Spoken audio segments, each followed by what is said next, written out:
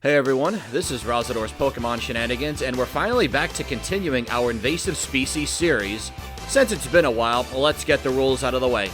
These are solo runs, Mawile in this case, and the mons we run have max IVs, an egg move, a customizable hidden power which is always a 70 base power due to our IVs, and we're trying to beat the game as fast as possible. I also personally handpicked the nature and ability, if applicable, that I think would best suit each mon as well. Before I go in depth regarding this adorable little protagonist, I just want to apologize for the big gap in uploads from our last Invasive Species run to this one. By the time you're hearing this, Friday's run will be uploaded and scheduled for that day, as I'd like to get back on track with the Monday and Friday scheduled uploads for this series. January is going to be a bit of a hectic month for me IRL, so I've been hard at work getting some runs done for you guys to enjoy, and to get the channel back on track full speed ahead. So effectively, until further notice, all the runs you're going to see have been uploaded early and just scheduled for the day in which you're watching them. Thanks for your time. Now let's get back to the challenge. Here is Mawile's base stat total. These aren't too bad, about on par with a middle evolution of a starter. Our attack and defense aren't too bad, and while 50 speed isn't great, it could definitely be worse. To keep our attack stat intact, I gave us a Mawile with Hyper Cutter to protect us from Intimidate, for there are many a Pokemon with that ability here in Fire Red Leaf Green. How about Mawile's moveset? We really can't take advantage of our attack stat until Vice Grip at level 21. Astonish on its own isn't the worst starting move, since we don't plan on grinding off the early game normal types anyway, but it is a little unusual and it's quite weak. Speaking of taking advantage, we have exactly 0 offensive Steel-type moves in our level up list. Not that there are many prior to Gen 4, but it is still a shame. Nothing terribly impressive on this moveset as a whole, but as for our TM moves... yeah, now we're cooking with gas. We've actually got some decent type coverage on here, and since Brick Break can be found on the SSN, we're gonna have a great move early. We're definitely getting Secret Power the moment we're able to, and just a reminder to you guys that Sludge Bomb in Fire Red is locked behind the post game. Here are the egg moves we had to choose from. I mean, out of all of these, Swords Dance was the obvious choice. Ancient Power is pretty good and physical in Gen 3, but a +2 to our attack that's guaranteed is way better than a 10% chance to boost all of our stats by 1. Poison Fang's not bad either, but no way are we picking that over Swords Dance. Couple that with Hyper Cutter and our attack stat is pretty much Beast Mode Engage. Oh man, old internet, remember that one? Perhaps Mawile's greatest asset in this challenge is her Steel typing. Kanto, before gaining access to Surf as a field move, was not designed for Steel. In fact, the type was introduced in Gen 2, so I think our little lady's gonna have a fairly smooth time up until that point. I say mostly because I anticipate Misty being pretty tough because Starmie's very fast, and that's a pretty hard fight for that point in the game. Due to being Steel type, Charmander was the obvious pick for our rival starter. One place where Mawile will excel is Pewter City's gym, being Steel type and Bite being special in Gen 3. It's just a matter of leveling up till we get that move, and then wasting Brock's team. So, let's get to it, shall we? Nothing says welcome back to Razador's Pokemon Shenanigans Invasive Species like a good old-fashioned Brock beatdown. Absolutely nothing for us to worry about in this fight at all.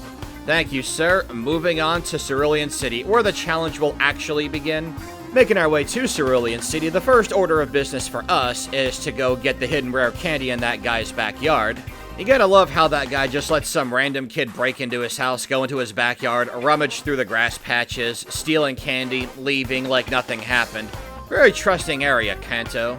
Anyway, between the two major fights here, we're gonna go battle the Cerulean rival first. Want to get a little bit of XP before we fight Misty.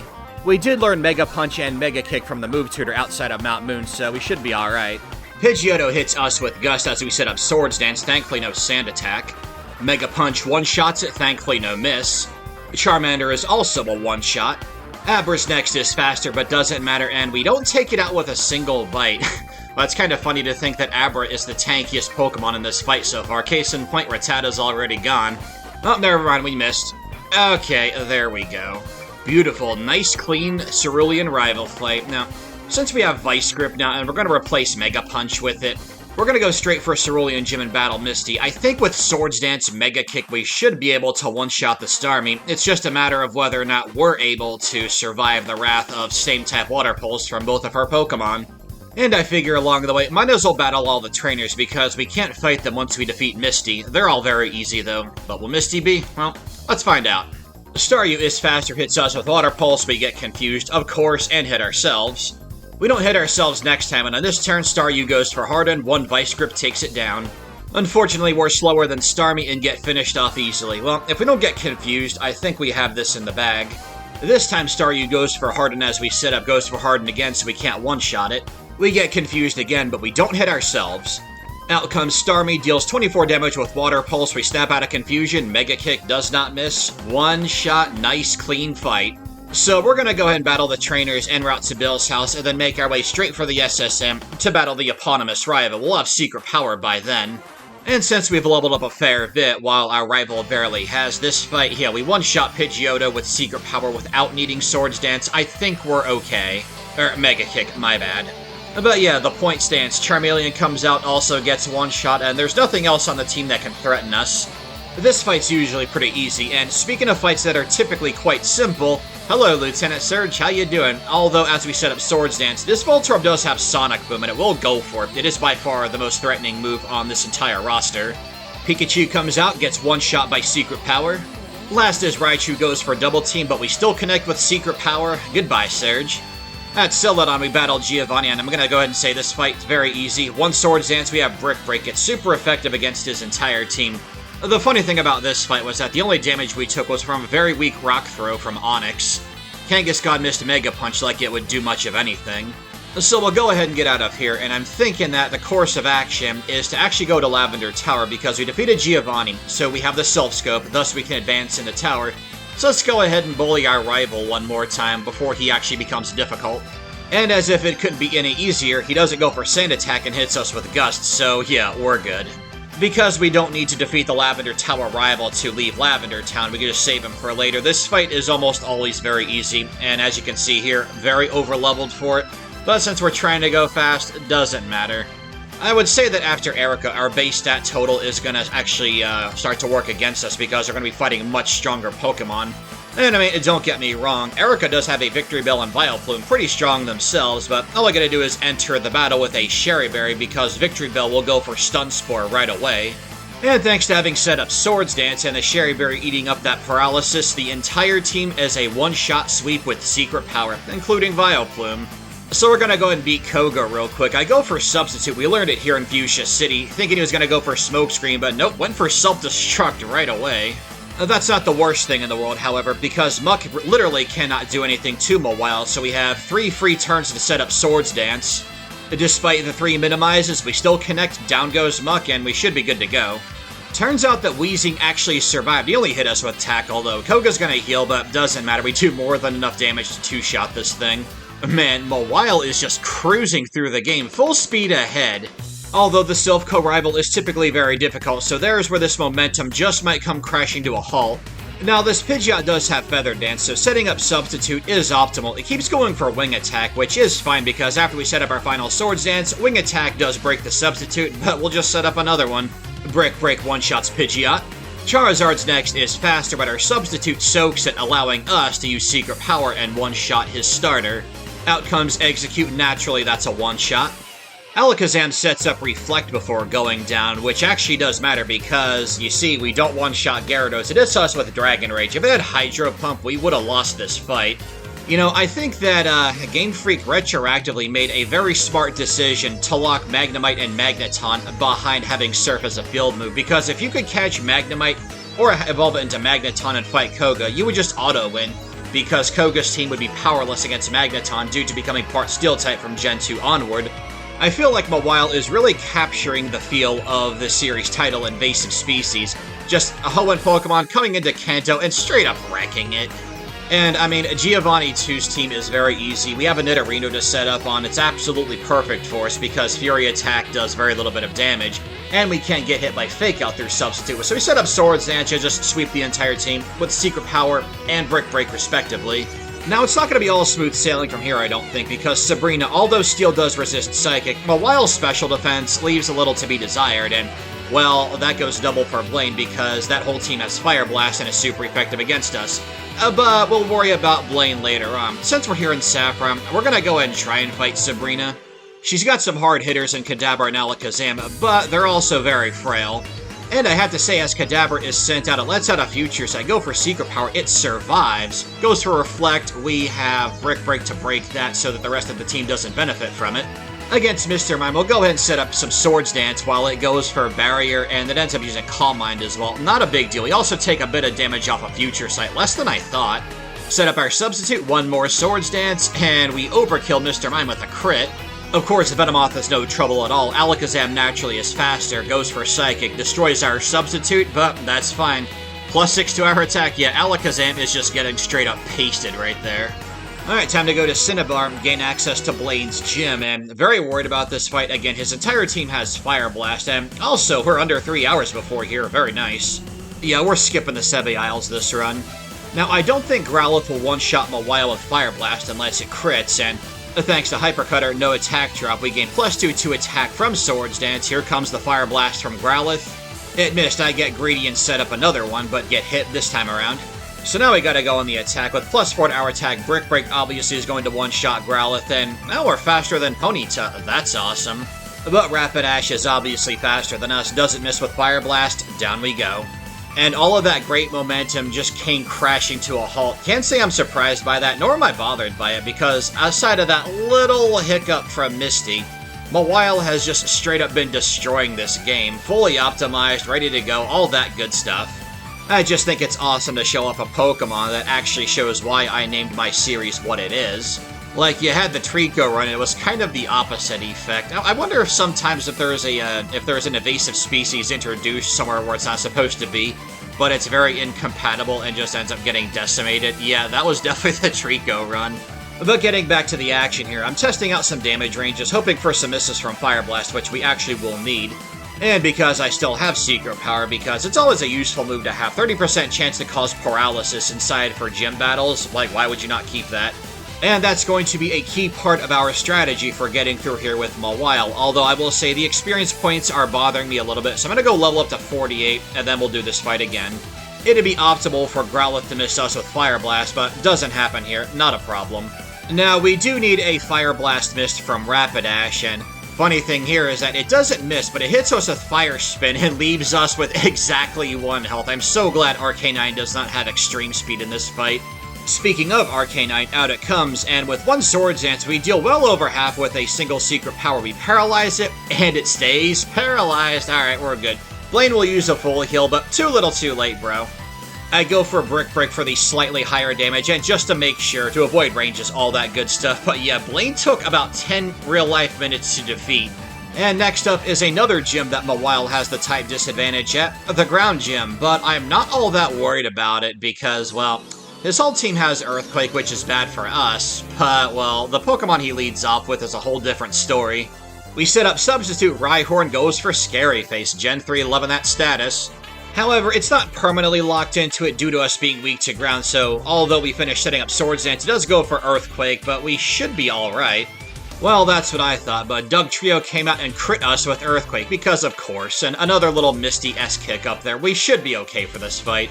Unless Nidoking outspeeds us, then we're going to be in a bit of trouble.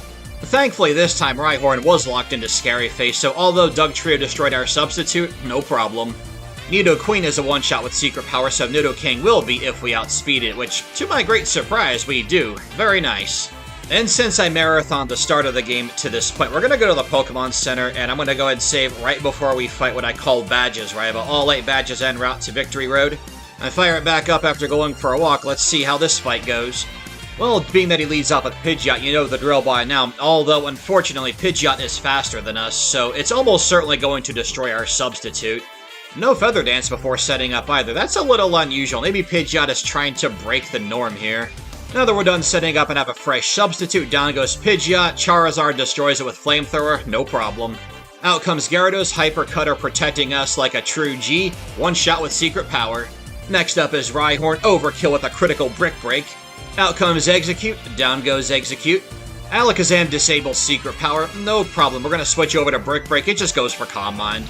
Yo, Badge's rival got destroyed, man. That was awesome. So we don't even have to go back to the Poké Center. We're just going to go full speed ahead to Victory Road. But, en route, let me show you where to pick up this nice little hidden Lepaberry. It's 2 out of 3 that you can find here in Pokemon Fire Red, as you do not get them from the pickup menu. I battle a couple of trainers en route to the league. Let's go ahead and take a look at our Mawile stats, all that good stuff. Pretty decent attack and defense, good moves. Okay, I think we're set. Yeah, secret power was awesome, but I don't think we're going to need it anymore going forward.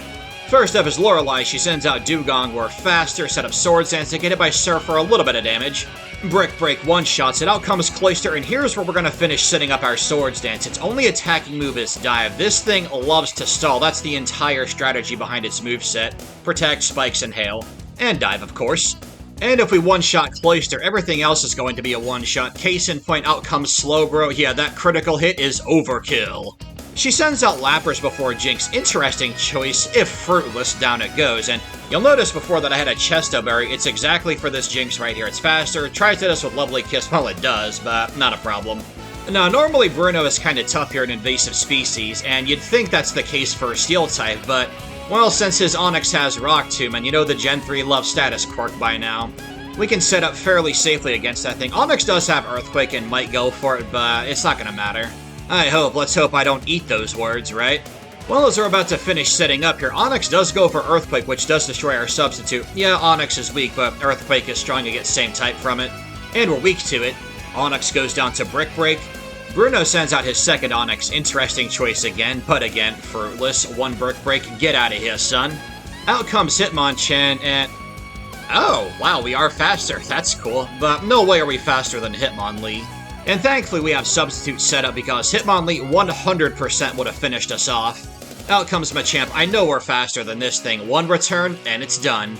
So in preparation for Agatha, not only are we going to change out Brick Break because we don't need it anymore, and we're going to go ahead and teach Hidden Power, and our Hidden Power is Steel, so yeah, we can take advantage of the same type of attack bonus, I guess. And we're going to slap on a Person Berry because Gengar has Confuse Ray. And you know what, it went for Confuse Ray straight away, allowing us to freely set up Substitute thanks to our Person Berry. Safely behind a Substitute, we can go and set up some Swords Dance while Gengar builds Double Team. We go for Hidden Power Steel, miss the first one, but not the second. She sends out Haunter next, I'm guessing because she was going for a Curse strat, but we're faster, so it doesn't matter. Golbat comes out, hits us with a critical Air Cutter that does very little. I mean, it doesn't break our Substitute, so that was pretty pathetic. And surprisingly, Arbok is faster, hits us with Iron Tail, destroys our Substitute. Wasn't expecting that. That has me worried about Gengar too, because it has Hypnosis. But it missed, and we one-shot Gengar too. Well, that was lucky. I really hope that we don't lose against Lance because, well, I forgot to save right outside of the Elite Four, and the last place I saved was in Victory Road, so I'll have to make that big walk of shame if we lose here. With one Swords Dance, we take out Gyarados in 2 hits with Dragonair. Now we're going to set up Substitute because Dragonair has Thunder Wave, and we can safely set up because apparently Dragonair doesn't understand that you cannot paralyze a plush doll. And with all that, Dragonair 2 is a one-shot with Return, Dragonite's one-shot with Return, Aerodactyl's a one-shot with Hidden Power Steel. Well, since we've come this far without saving, might as well go the whole 9 yards, right? And we're at 3 hours 46 minutes, so if we win right here, right now, we're gonna sub 4 hours on Mawile. I didn't see that one coming. Well, I am worried about the champion because its Pidgeot's gonna be faster. It has Sand Attack, of course.